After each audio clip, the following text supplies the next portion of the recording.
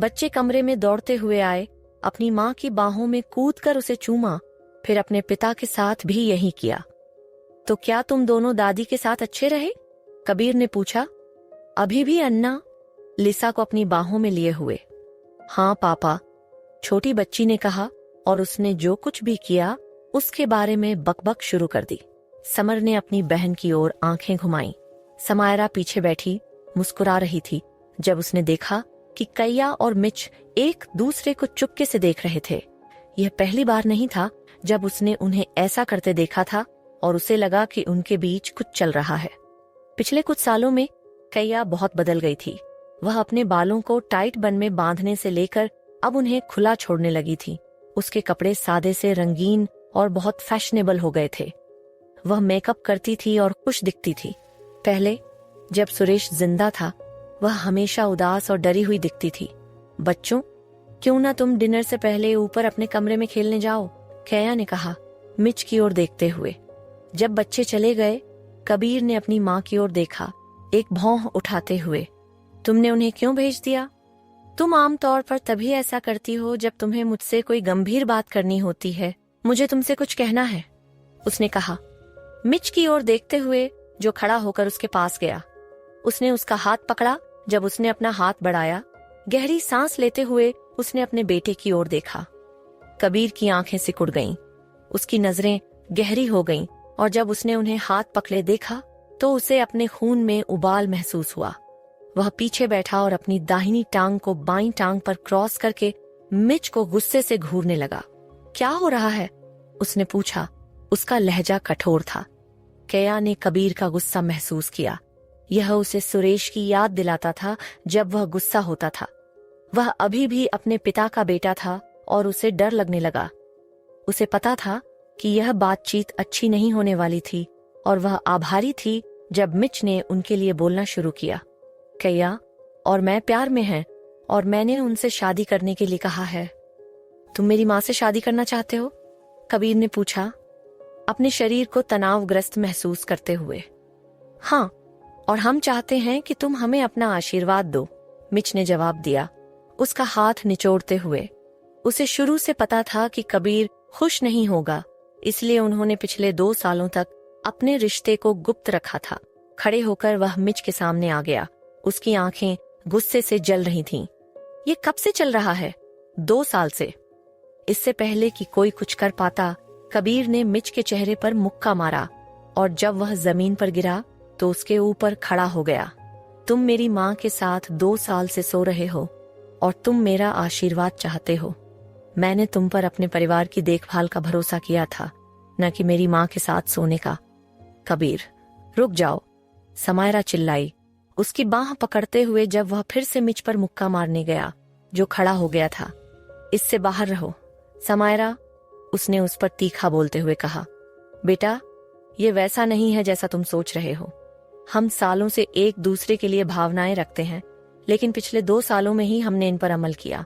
हम एक दूसरे से प्यार करते हैं और शादी करना चाहते हैं।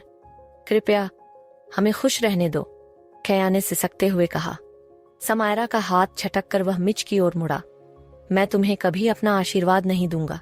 अब मिच एक बड़ा आदमी था और अपने बॉस को एक पल में चित्त कर सकता था, लेकिन वह कभी उसे या उसके परिवार को चोट नहीं पहुंचाएगा। मैं हमेशा वफादार रहा हूं और तुम्हारे परिवार की रक्षा की है। मैं तुम्हारी माँ से प्यार करता हूं और अगर मुझे तुम और उनके बीच चुनना पड़े तो मैं उन्हें चुनूंगा। तुम्हारा आशीर्वाद मिलना अच्छा होता, लेकिन हमें इसकी जरूरत नहीं है। तुम्हें निकाल दिया गया है और मैं चाहता हूं कि तुम हफ्ते के अंत तक गेस्ट हाउस से निकल जाओ। कबीर, नहीं, तुम ऐसा नहीं कर सकते, समायरा ने कहा। उसने अपने पति को इतने गुस्से में बहुत समय बाद देखा था। वह गुस्से में उसकी ओर मुड़ा। इससे दूर रहो समायरा, वह उस पर चिल्लाया। अपनी पत्नी से ऐसे बात मत करो, मिच ने उस पर तीखा बोला।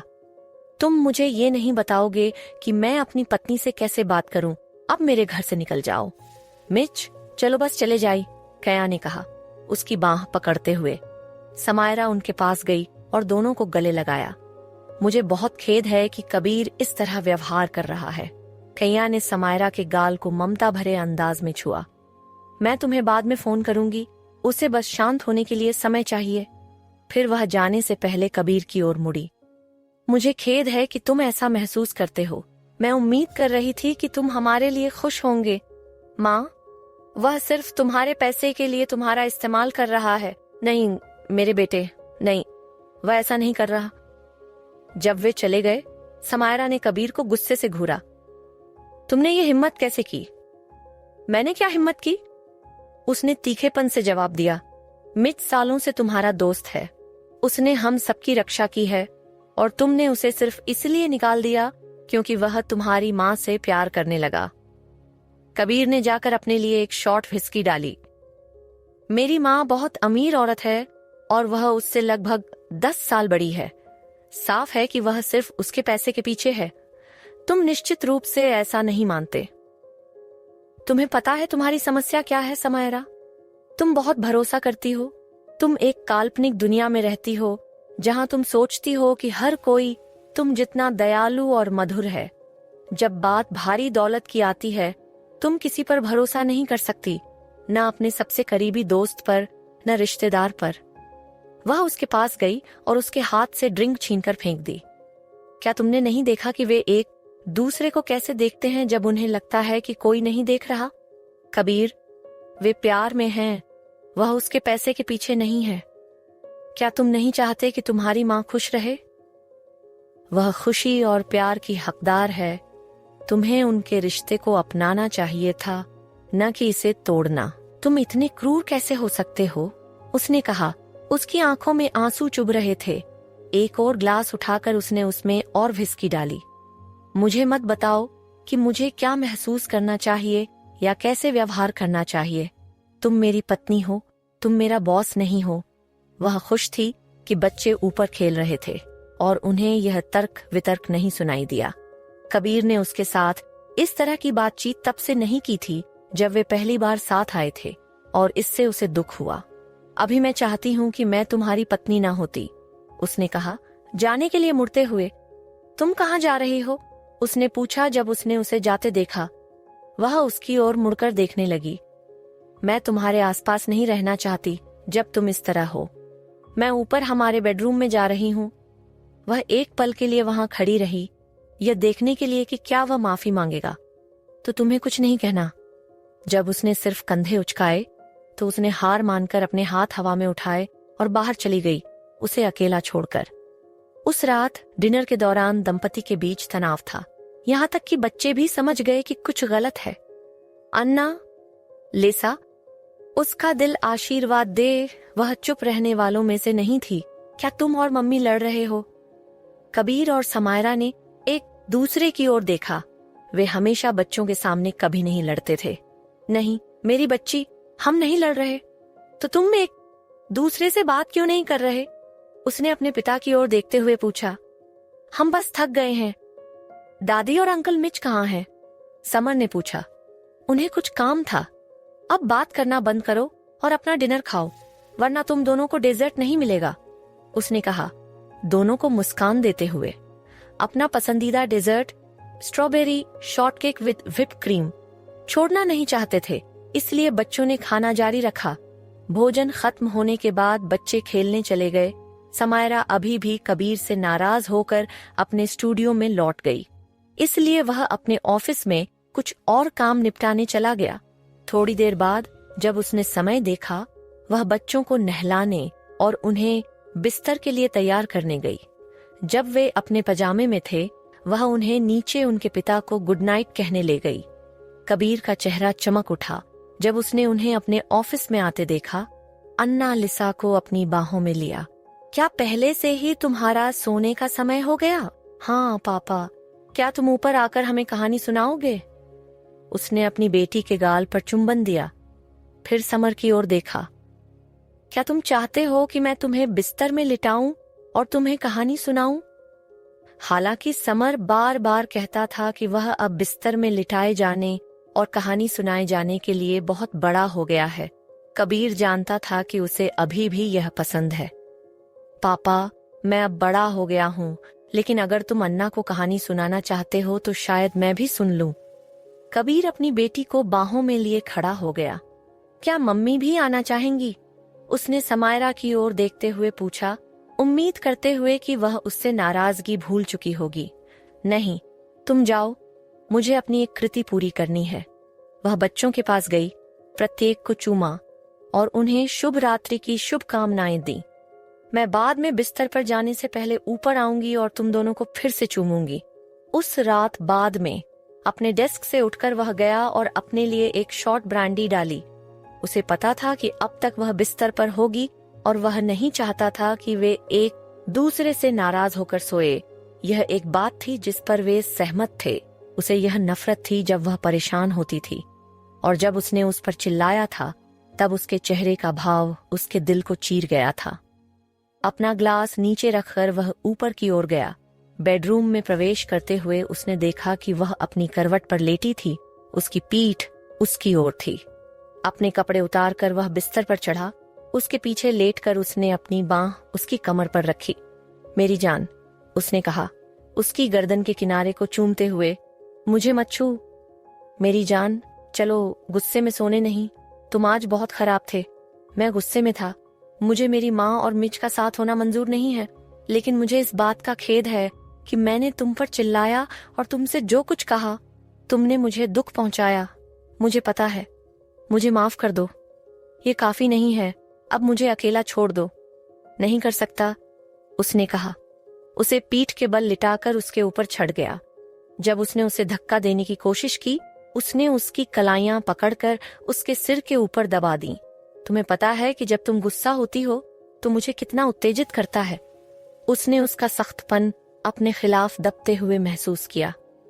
अगर तुम सोचते हो कि सेक्स मुझे तुम्हें माफ करने पर मजबूर करेगा तो तुम बहुत गलत हो। गुस्से में उसने उसे छोड़ दिया और बिस्तर के किनारे पर बैठ गया। मुझे नहीं पता तुम मुझसे क्या चाहती हो। वह उठकर बैठ गई। कबीर, तुमने अपने सबसे अच्छे दोस्त को निकाल दिया। क्या तुम नहीं चाहते कि तुम्हारी माँ को प्यार मिले और वह खुश रहे? मैं चाहता हूँ, लेकिन मिच क्यों? हम यह नहीं चुन सकते कि हमें किससे प्यार हो। मिच एक अच्छा इंसान है और वह उससे प्यार करता है, और तुम जानते हो कि वह उसके पैसे के लिए उसके साथ नहीं है। क्या तुम सोचते हो कि मैं तुम्हारे साथ तुम्हारे पैसे के लिए हूँ? वह उसकी ओर मुड़ा, भौहें चढ़ाकर। नहीं, मैंने कभी ऐसा नहीं सोचा। वह करीब आई, अपनी बाहें उसकी गर्दन में डाल दी। मैं तुमसे कई कारणों से प्यार करने लगी, पैसा उनमें से एक नहीं था। मुझे लगता है कि तुम अपने दिल में गहरे जानते हो कि मिच कैया से उनके लिए प्यार करता है, न कि उनके पैसे के लिए। क्या तुम कृपया उन्हें अपना आशीर्वाद नहीं दोगे? वे परिवार हैं और हमें उनकी जरूरत है। बच्चों को उनकी जरूरत है।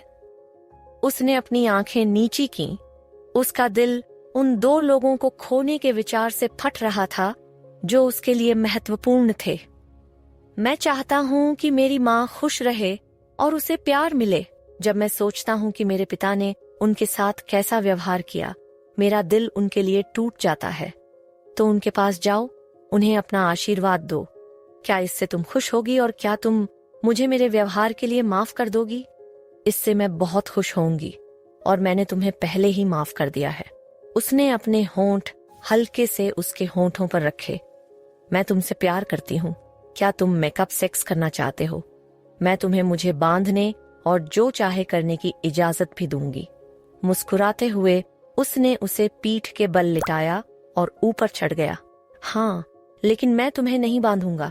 मैं तुम्हारी बाहें अपने चारों ओर महसूस करना चाहता हूँ। मैं चाहता हूँ कि हम प्यार करें, न कि सिर्फ सेक्स। उसका मुंह उसके मुंह पर उतरा। उसका हाथ उसके स्तनों को सहलाने लगा। उसने उसे वापस चूमा। उसे अपनी नाइटी उतारने दी।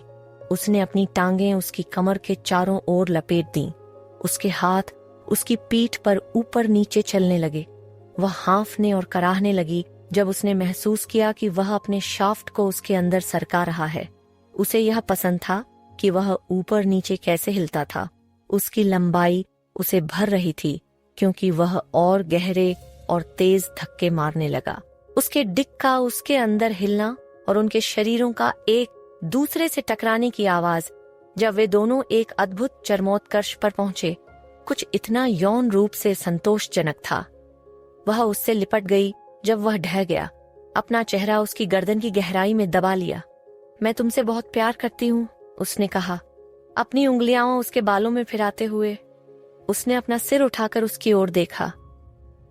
मैं भी तुमसे प्यार करता हूँ, मेरी प्यारी जान। उसे एक और लंबा और जुनूनी चुंबन देकर वह अपनी बगल में लेट गया। उसे अपनी बाहों में खींच लिया। मैं कल अपनी माँ और मिच से मिलने जाऊंगा। क्या तुम मेरे साथ चलना चाहोगी? मुझे पूछने के लिए शुक्रिया, लेकिन मुझे लगता है कि यह तुम्हें अकेले करना चाहिए।